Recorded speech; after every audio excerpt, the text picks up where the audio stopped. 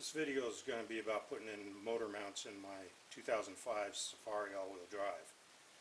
There's a lot of information on the internet about the motor mounts you get at the auto parts store and how they're made out of thin metal and the rubber's junk. A lot of people install them and then they fail within a year. I really don't want to go that route. So I'm installing Prothane, which is a lot more expensive. They say they're for an all-wheel drive, however, I found out they don't fit. If you're going to install these things, you're going to be doing a lot of modifications. Okay, I'm going to take a second and kind of show you. This is the passenger side. To get to the motor mounts, there's one bolt in the center you can get over the top here, and it's in like no man's land. The other two are underneath, and you can get them from underneath, but you will have to take out your starter and pretty much everything else that's in the way under there. It's a giant pain in the rear end. A little easier to get to in on this side. Same thing with getting to the bolt through there, but here you get all the brake lines and everything in the way. Up there is where it is, and there's enough room to get your hand in up here next to this drive line to get the bolts out. So this is the motor mount from the driver's side of my Safari. This was a bugger to get out, I'll tell you. I'm putting in better quality, and I'm not putting in rubber ones. So I just drilled out the rivets. There's several of them here, here, and here, so I can get this thing open to get the old rubber out. This is the one I'm putting in. I'm sure you've seen these. These are not cheap by any means. They're advertised as being for all-wheel drive Astros and Safaris, but guess what?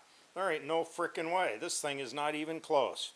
It will fit in the clamshell to some extent, but not really.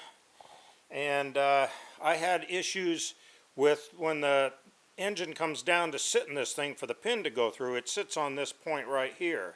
Well, these are not the same as these. Excuse the flashing, I don't know, it shows on the screen of the camera. I don't know if it's going to show on the video. You'll notice I've marked these little areas here where this part on the shell comes. This motor mount definitely is not going to fit up into the shell, up into this area without notching this. And so what I'm going to do is I'm going to take a hacksaw and cut it like right across here and cut out that little notch on both sides. And once I get that done, then I'll go for another test fit.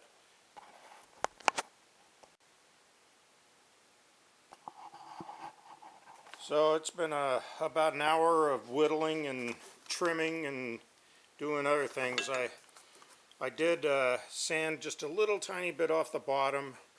You have to sand this back part down here by the tab, this flat area, because it's probably 1/8 of an inch too much.